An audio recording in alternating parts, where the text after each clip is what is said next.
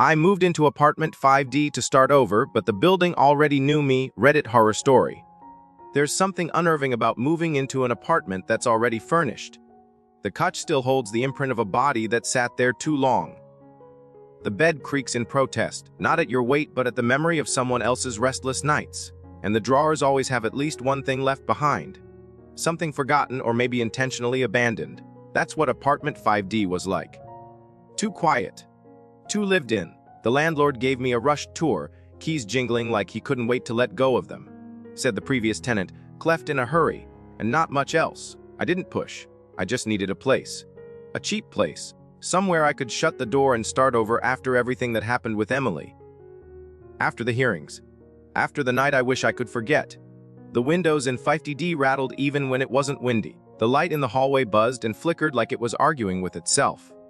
The walls were thin, and I learned fast that the couple in 5DC fought often and slept even louder. But the worst sound came from below. Every night, just past 2 a.m., I'd hear it, a slow dragging, like someone moving furniture across cement. Only it never stopped, never reached a corner or a wall, just on, and sometimes between the scraping sounds there were sharp gasps. At first, I told myself it was nothing, maybe plumbing. Old pipes winding through the building's bones. But pipes don't whisper names. The first time I heard my name, it came so faintly I thought I was dreaming. Nathan. Drawn out like a sigh from beneath the floorboards. I didn't sleep that night. I just stared at the ceiling, waiting, hoping it wouldn't happen again. It did. Every night. Same hour, same voice. Always a little clearer. I went to the super, a man named Victor who smoked clove cigarettes and watched boxing through a tiny CRT screen in the boiler room. Asked him who lived in 40D. He looked up like I'd said a curse word. No one, he said. Been vacant for years. I pressed, said I heard things. Voices. Dragging. He narrowed his eyes. You didn't read the news, huh? Then he turned back to his screen like he hadn't said anything at all. That night, I did read the news. Took me a while to find anything. The building's name wasn't unique, but eventually, buried in an archive, I found it. Tenant missing in Morrow Heights, blood found in bathroom of Unit 4D. No suspect. No resolution. Just a name, Lena Hartley, and a dated July 3rd. Exactly 1 year before I moved in. The article said she was last seen leaving work. Security footage showed her entering the building but never leaving. Her phone was found shattered in the bathtub, along with hair and something the police wouldn't name. I should have left right then. Packed my single duffel and bolted. But I didn't, because part of me, some broken, curious part, wanted to hear her again. I wanted to ask her why.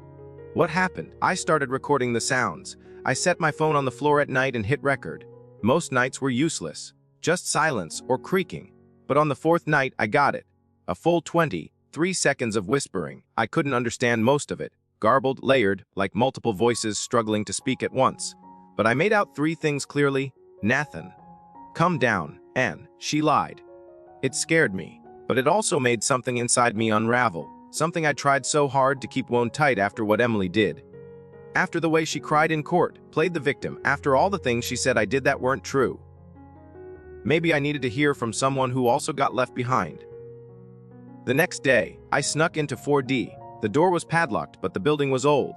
A flathead screwdriver and a hard shove were all it took. The air inside was thick, like soup left too long on the stove. It stank of rust and mold. The furniture was gone, but there were still indentations on the floor. Stains. Drag marks. The bathroom was worse. The tub was scorched like someone had poured acid into it. Bits of shattered tile littered the drain. And the mirror, though cracked, reflected something behind me even when I was alone. I stayed only minutes before something sharp pinged off the floor near my foot. A tooth. Human, probably. I slammed the door behind me and locked it again, but I knew I wouldn't stop there. That night, I lay on the floor of my own apartment, ear pressed to the wood, listening. She lied. Came again, over and over. She lied. She lied. Then, something new. It wasn't me. And that's when I realized, this wasn't a haunting. It was a confession. I became obsessed. Started skipping work, buying old police reports off forums. I even found a contact who claimed to be Lena's old neighbor. He told me she was kind, quiet, but something changed before she vanished. Said she looked tired, scared. Started leaving her apartment in the middle of the night. Talking to someone through the vents. What did she say? I asked. Something about a man upstairs, he said. Said he watched her. That froze me. I live above 4D. Had Lena seen someone in 5D before she disappeared? I started digging into the previous tenants. Took weeks to get any information. But eventually, I found a name. Jordan Fell, rented 5D for 6 months, moved out. No, fled after Lena's case went cold. But that wasn't all. He had a record, restraining orders, allegations, none proven. But enough to make my stomach turn. Enough to make me wonder if the furniture in 50 wasn't left behind, but abandoned in a rush. I found Jordan's social media. Dead for years. No posts, no likes. Just one profile picture, him in a shadowed room, holding up a cracked phone. That night, the dragging returned louder than ever. And for the first time, I didn't just hear it, I felt it. A rumble beneath the boards, a pulse like a heartbeat in the floor. My lights flickered, my phone turned on by itself and began playing the recording of Lena's voice. And then came the scream, not hers, mine, because when I looked at the screen, the waveform wasn't mine. It wasn't Lena's either. It was something new, something deep. And right before it cut out, I heard a voice whisper, "You're next." I tried to leave the next morning, packed my things, but my key wouldn't turn. The door was stuck.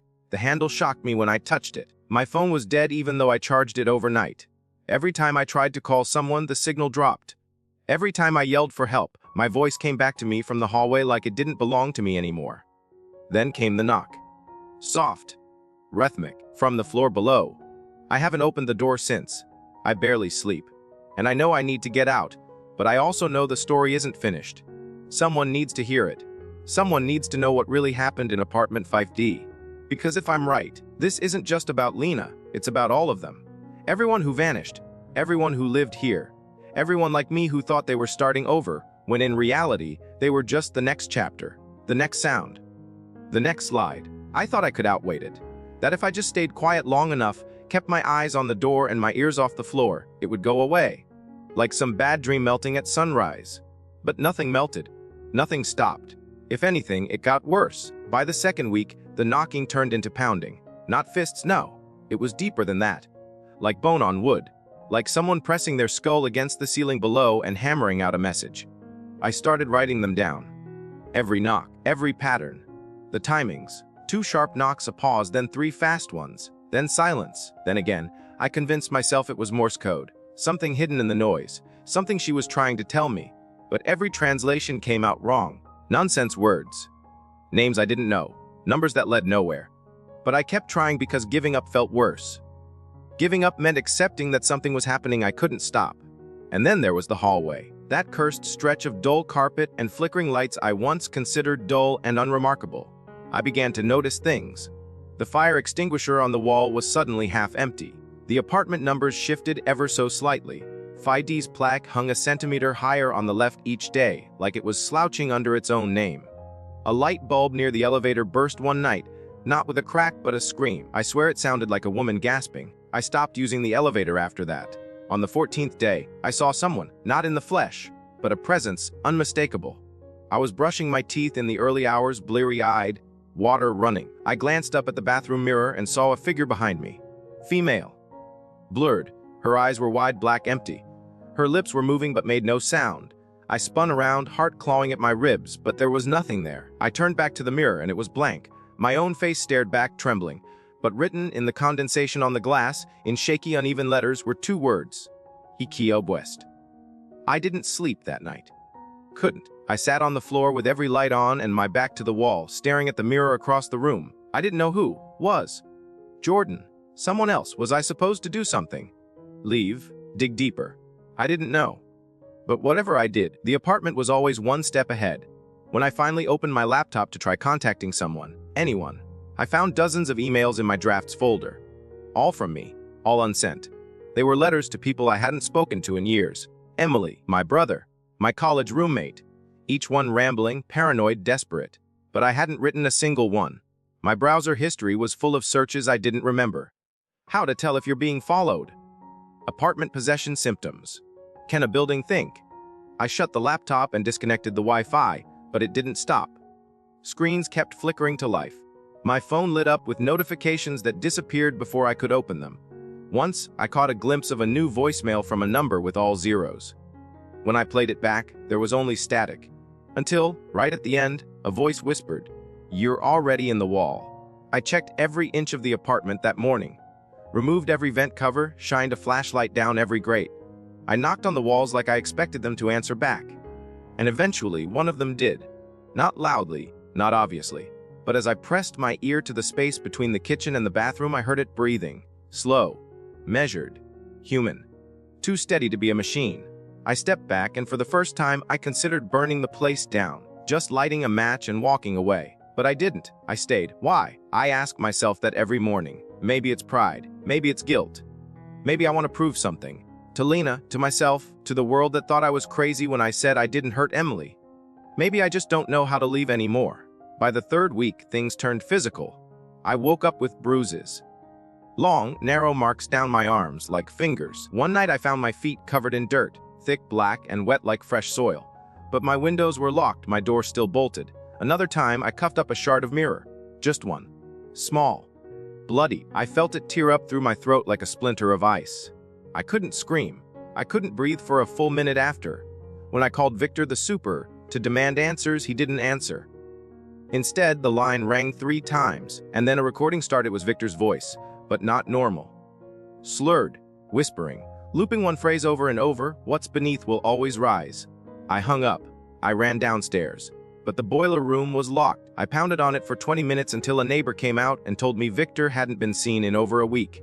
That his apartment, 1, was empty. That he was probably dead or drunk somewhere. That they didn't care. I did, because I remembered what he said the first day. "You didn't read the news, huh?"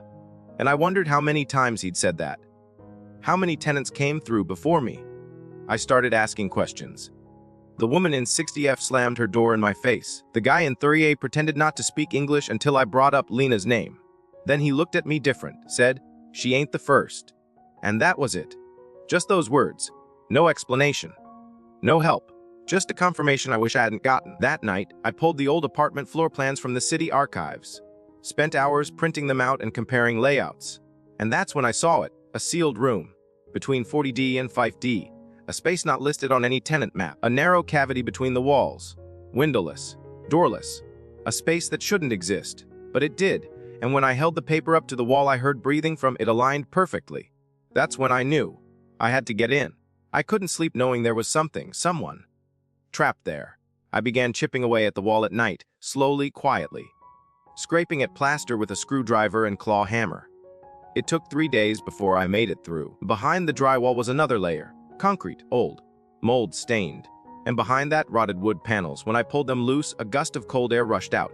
It smelled like a grave. I shined my flashlight into the hole, expecting dust.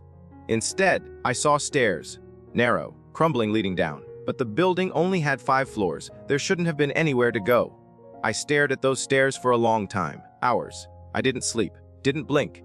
Just watched. And listened. Because from deep below, far beneath the floor of my apartment, I heard a sound that shattered me more than anything else had. Voice, clear. Yemelier. Famethan. It was Emily. My ex. The one who accused me. The one I hadn't heard from in over a year. The one who said I was dangerous. She was calling my name like she needed me. Like she trusted me again. And in that moment, every warning vanished. Every memory of Lena. Every bruise. Every mirror. It all fell away. Because if Emily was down there, if she'd been taken or trapped, I had to go. I had to fix everything. I had to save her. I stepped into the wall. And the stairs welcomed me like they'd been waiting all along. The air changed the moment I stepped into that hollow space between the walls. It wasn't just colder. It was heavier, like I'd walked underwater, except I could still breathe. Barely. Each step down the narrow staircase felt like a decision I couldn't take back. The walls were so tight they scraped my shoulders, and every breath echoed like a whisper repeated by someone I couldn't see. My flashlight flickered. Once, then twice, then came back stronger, almost as if something didn't want me blind. That thought should have made me stop, but instead it rooted me deeper. Because if something wanted me to keep going, maybe it meant Emily really was down there. Maybe she was trying to reach me. I couldn't shake her voice, that soft pleading tone. Nethan. My name sounded different from her mouth now. No anger. Just need. The stairs led to a platform. A landing that wasn't on any blueprint. The walls here were stone, etched with markings I didn't recognize. Circles inside circles. Lines like veins branching outward. And in the center of the floor, a hatch. A metal ring embedded in concrete. No hinges. Just a ring. As if whatever was beneath it had to be kept there. My instincts screamed. Everything in my body told me to turn back. But my hands didn't listen. They reached for the ring, fingers trembling. It took all my strength to lift it. The metal groaned like it hadn't moved in decades, and when it finally gave way, the smell that erupted from the hole made me gag. Rotten rust. But under the nausea, a faint sound pulled me forward, footsteps. Not echo. Real. And soft sobbing. Emily. I called, not even sure if my voice would carry, but it did. The sobbing paused. Then, unbelievably, I heard her again. Nathan, I'm here. The hole below was black. Pitch black. My flashlight caught the first few rungs of an iron ladder descending into nothingness. I slipped my phone into my pocket, adjusted the beam, and climbed down 1 rung. 2. 10. 40. Foot. I lost count, like descending into the earth's throat. And by the time I hit solid ground, I wasn't sure I remembered what real air tasted like. The room I found myself in wasn't a room at all. It was a tunnel, wide enough to walk with arms slightly raised, lined with wood beams that sagged from moisture. I walked. For minutes, hours, there was no sense of time anymore, just that feeling of being watched. Then I reached a door, wooden, warped, and impossibly familiar. It was the door to 5D, identical in every way. My door. Same chip paint, same dent above the handle. But this wasn't my apartment. I turned the knob, heart thundering, and stepped inside. It was exactly like mine. Down to the pattern on the couch, the pile of dishes I'd left in the sink, the water stain on the ceiling. But the air was wrong, stale, and the lights hummed at a lower frequency. I walked slowly room by room. The bed was made, something I never did. The bathroom mirror was pristine. But my reflection didn't follow me. I moved, it didn't. I waved. It stared. I stepped backward, and it smiled. I ran, out of the bathroom, into the kitchen. Grabbed a knife, turned back. Nothing there. The mirror was cracked now, like it had shattered when I left. My hand throbbed. I looked down. Blood. A small cut I hadn't felt. Or had I? Everything blurred. Then I heard again her voice. Nathan. But this time it came from the front door. I rushed to it, threw it open, and saw the hallway of my apartment building. But off. Dim. Empty. The apartment numbers were reversed, letters upside down, like the building had been mirrored and buried. I called her name again. Emily. This time her answer wasn't soft. It was sharp. Down here. The voice came from apartment 40D, the one below, the one sealed for a year. I bolted down the warped stairs. The door was open this time. Inside was darkness, denser than anything I'd ever seen. It felt alive. I stepped through, and instantly the air closed around me like a fist. The door spun, but it was gone, just wall. The room was circular, walls covered in photographs. Dozens. Hundreds, all of me, different angles. Sleeping, cooking, brushing my teeth, all from inside 5D. My skin went cold. I ripped one from the wall and saw the timestamp. Yesterday. I hadn't left the apartment. I hadn't let anyone in. I turned and saw something in the center of the room, a chair. And on that chair, something moved. A figure. Tied. Head slumped. I inched closer, heart in my throat. Emily. The figure twitched, then raised its head. It was her. Eyes sunken, skin pale, lips cracked. But it wasn't. She croaked. Help me. I rushed forward, tried to undo the ropes. But her arms were already free. She grabbed me. Her grip was unnatural, ironclad cold. He's watching, she whispered. He knows. Who? I asked. But she only looked up. I followed her gaze. The ceiling pulsed, moved. Like skin, and from it something descended, slowly. A face. No, many faces, stitched together by shadow. It spoke without moving lips. She lied. Nathan. My body locked. She always lies. The room shifted. The walls began to bleed. Black, inky rivulets that formed words SGEISNOUDMLY. I turned back to the woman in the chair, and her face changed. Not like a mask removed, but like wax melting. Her eyes turned milky. Her mouth widened. And she laughed. I told you, she said in a dozen voices at once. You never listen. I stumbled back, hit the wall. A panel opened behind me. Without thinking, I dove through. Another tunnel. Narrower. Crawling now. My flashlight cracked but stayed alive just long enough for me to see the truth. Photos in the walls. Of others, past tenants. Some smiling. Some dead. And one of them, Lena, holding a sign with my name on it. A date scribbled below it. Tomorrow, I screamed, crawled faster. The tunnel opened into a stairwell. Stone. Crumbly climbed. My legs burned. My lungs begged. I didn't care. I needed out. I slammed through a hatch and fell into blinding white. A room, sterile, bright, a mirror on each wall, and standing in front of one, Victor, the super, alive, dressed in hospital scrubs. He turned, smiled. Welcome back, he said. You've made real progress this time. I froze. What are you talking about? You found the core, he said. That's step 7. Most don't make it past 5. Where am I asked. He only shrugged. Still in 5D, technically. Just the version we need you to be in. Then he stepped aside, revealing the mirror. And in it, I wasn't alone. I wasn't even me. The reflection smiled.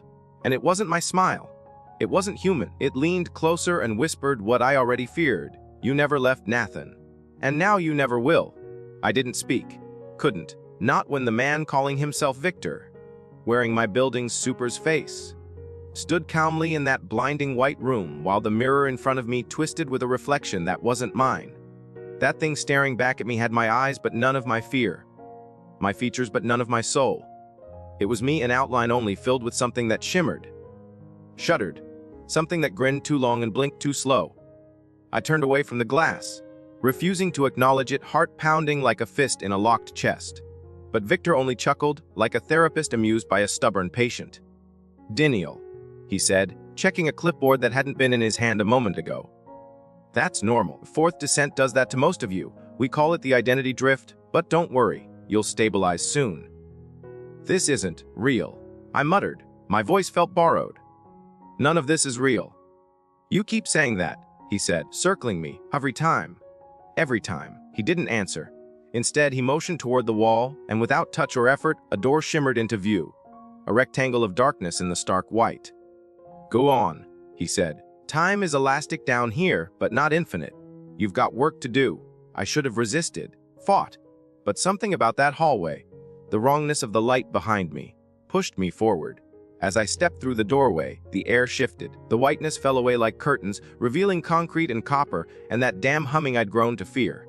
The space bent, not physically, psychologically. It felt like being inside my own bloodstream, corridors vening out into impossible directions. The walls were breathing, not metaphorically. They rose and fell like lungs exhaling dust.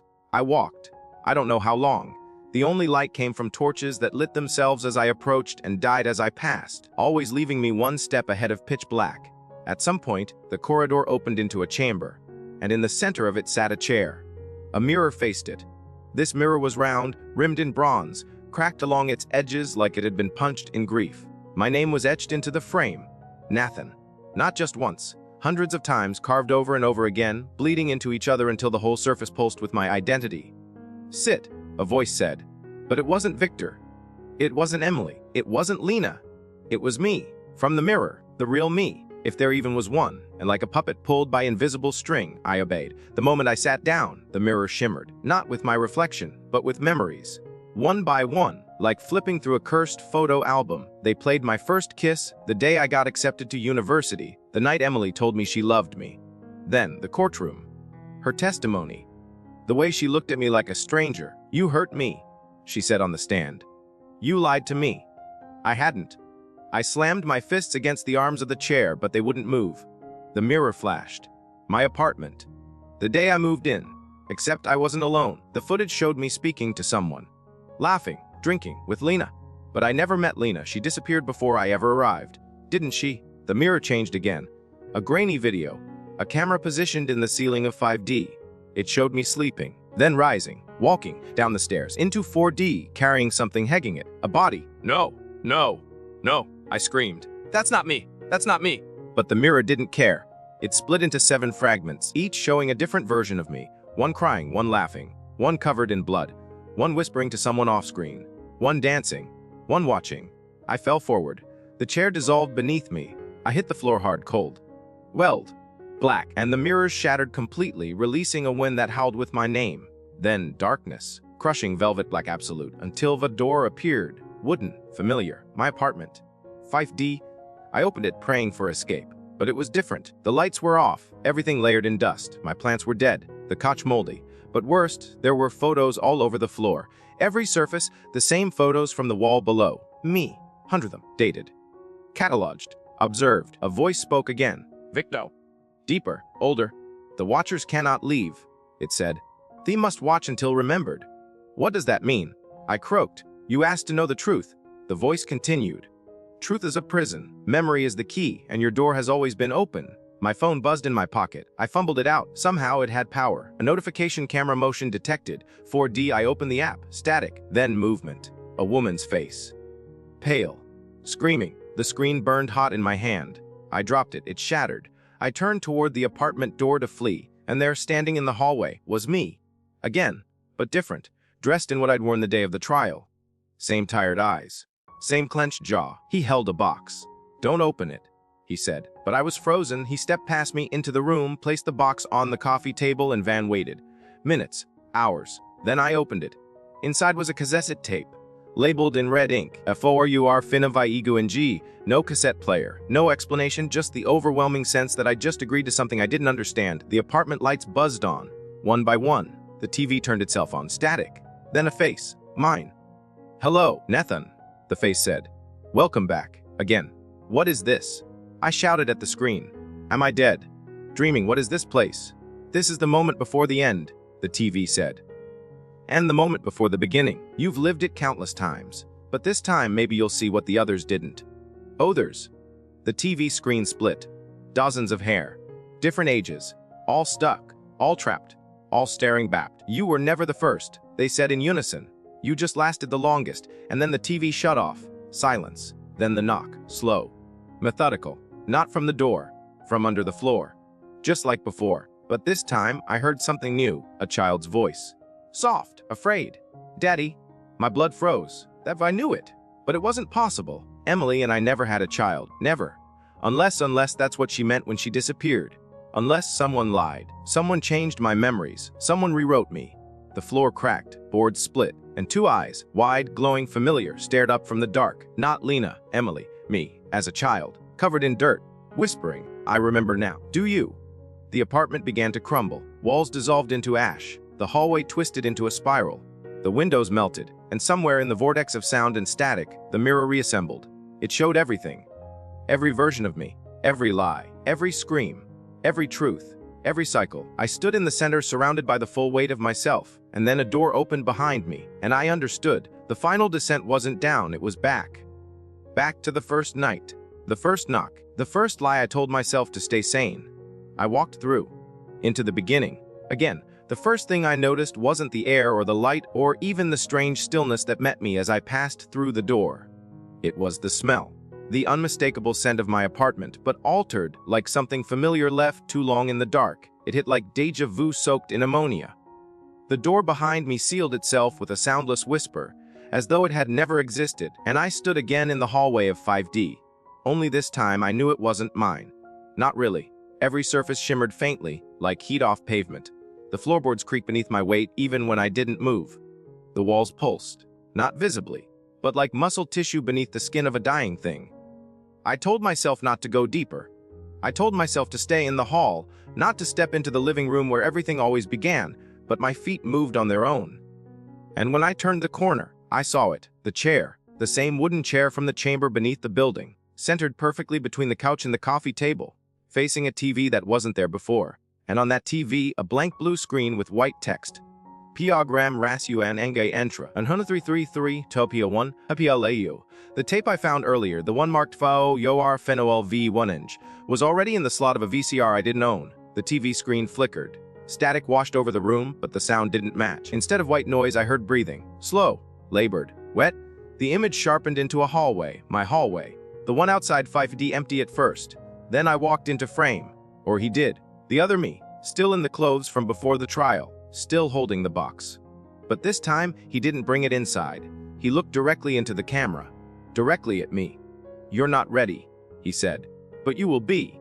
And then he set the box down in the hallway and walked away, dissolving into flicker and blur. The tape continued. The camera angle changed.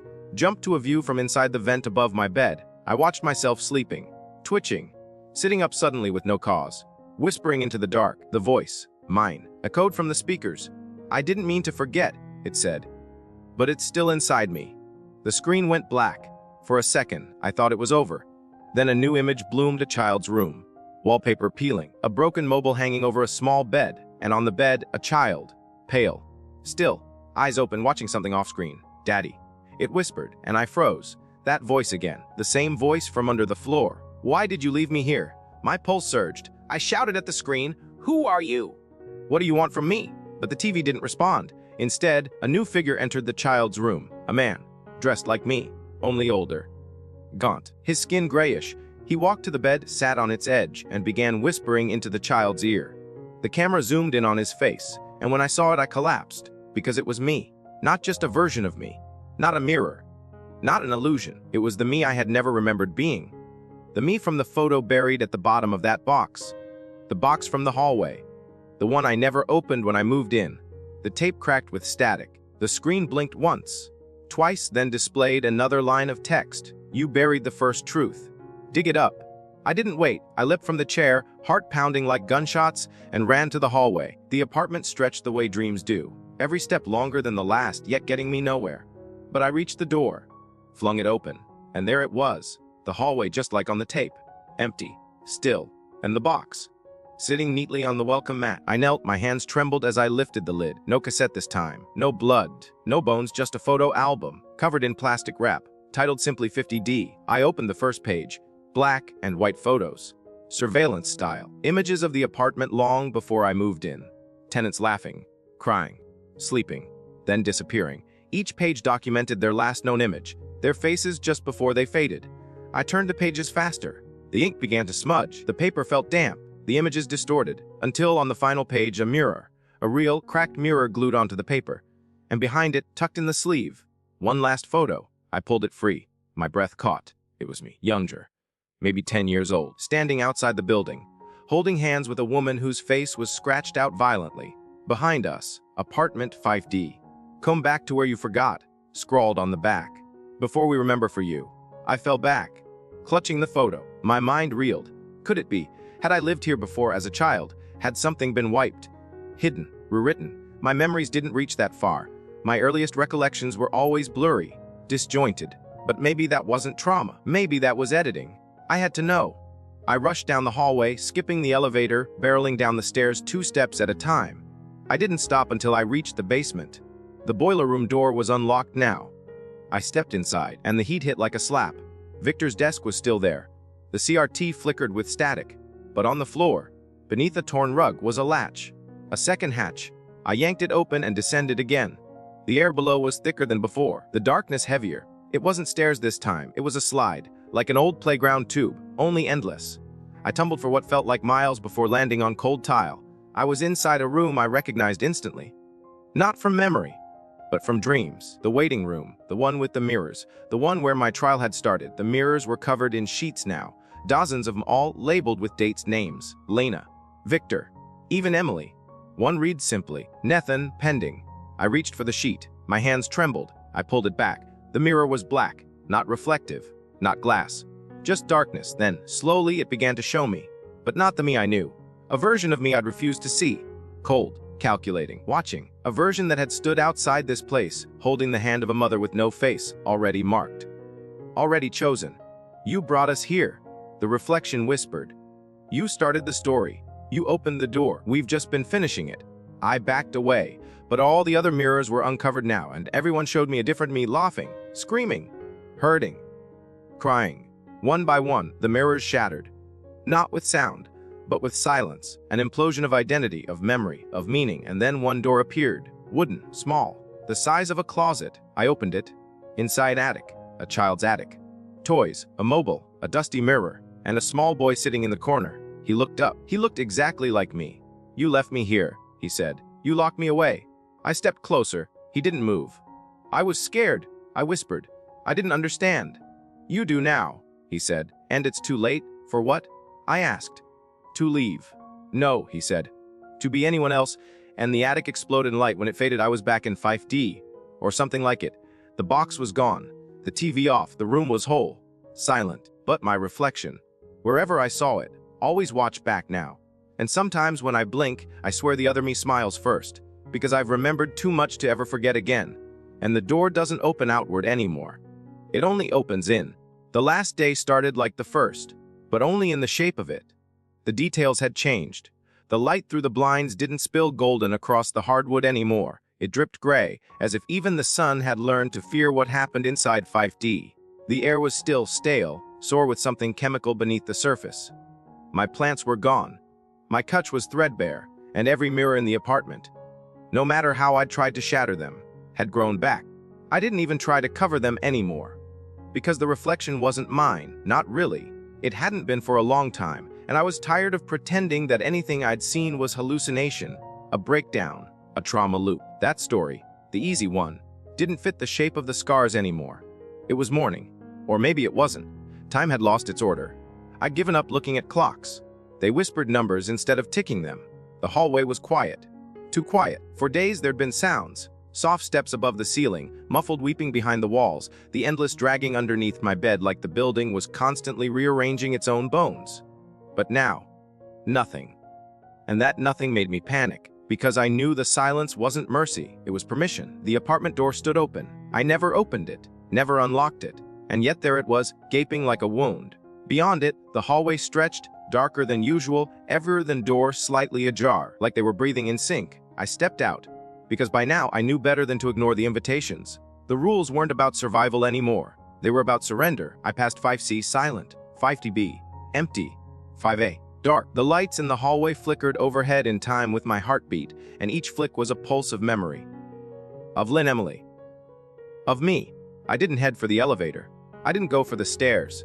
I went back down through the boiler room, down past the second hatch, down into the deeper dark. And this time there were no lights waiting for me. No flickering torches, no path gently illuminated, just shadow. But I wasn't afraid of the dark anymore. I knew what lived in it. I was what lived in it. The air grew colder. Not the kind of cold that hurts your skin. This was the cold of absence, of things removed, of memories exhaled. I reached the bottom eventually, or at least a version of it. A vast cavern of concrete, water dripping from unseen pipes, the walls curved like a throat swallowing. And in the center, a chair. Not wooden, not cracked, but steel, surgical. A mirror hung suspended above it, angled down. And beneath that, my reflection. Only it wasn't sitting in the chair, it was standing beside it. "Wait, you ready?" It asked. No mouth moved. The words were mine, delivered inside my head. But I knew what it meant. I walked forward. Slowly, each step a confession I hadn't meant to speak. Each step closer to understanding something I couldn't ever unknow. "You've seen the loops," it said. "The others. The layers. The masks. But you haven't seen what you really are, Gah." "What am I?" asked. Surprised I still had a voice. "The anchor," said, "the hinge. The story that allows all the others to fold. I didn't choose this. You did," it said. "Long ago, when you forgot her name." "Whose name?" I whispered. "The one you left behind." And suddenly the mirror above the chair flared alive. Not with images, but with names. Thousands. Some familiar, some I swear I've spoken in dreams. Some scratched out violently, bleeding letters across the glass, and at the very bottom one pulsed in red Noir. I didn't know who she was, but I did. Deeply, wrongly, painfully. And with that name, the memories broke free. The child, the one who called me daddy. The one I denied, the one Emily never spoke of, because there had never been an Emily. Not really. She was the name the building gave to make the story palatable. The safe fiction, the broken glass in a candy shell. But Nora, she was the real pain, the one I locked away, the one I let vanish when the weight of responsibility cracked me open. I turned to the mirror. "Bring me back," I said. "Let me fix it." "There's no fixing," the reflection said. "Only continuation. You can't erase the story, you can only become it." The mirror dropped. Slowly, its surface rippled like water. My reflection reached out. I did too. Our hands touched the surface at the same time. And in that moment everything reversed, not rewound, reversed. Up became down, time became circular, pain became structure I was pulled through, and I fell. Through walls, through floors, through versions. I passed Lena, running through a hallway I'd never seen. Victor, weeping in a closet with a child's shoe in his hands. And Emily screaming in an apartment filled with feathers. An old man burning boxes of photographs. A young boy hiding in a vent, whispering stories to himself. And finally, myself. Alone, 50, the day I moved in. It was all still there, the untouched plants, the perfect furniture, the unopened drawers. I watched myself walk in, set down my bag, take that first deep breath. I should have screamed, should have warned him. But I knew better now. He had to do it. He had to forget. So that eventually, after 6 layers and endless spirals, he'd remember. And I was back, in the apartment. Alone. Lone. No voice. No reflection. No mirror. No proof. Just the chair. And the box, taped shut again. The label fresh and cruel, far T-N-E-X-E-S-O-N. I stood, stepped out into the hallway. And this time, I didn't feel watched. Because I was the one watching now. The building was quiet. The air still. But I knew the breath beneath it. I knew the truth beneath the floor. And when I closed the door to 5DD behind me, I didn't lock it. Because someone would come. They always do. Looking for cheap rent. A fresh start. An empty space where no one asks questions. And when they do, I'll be there. In the vents. In the static. In the glass. Because once you see the story, you don't get to leave it. You become the narrator. The watcher. You become the building. And it remembers everything. Even you. Enjoyed the video? Give it a thumbs up, subscribe to the channel, and tap the bell so you never miss an update.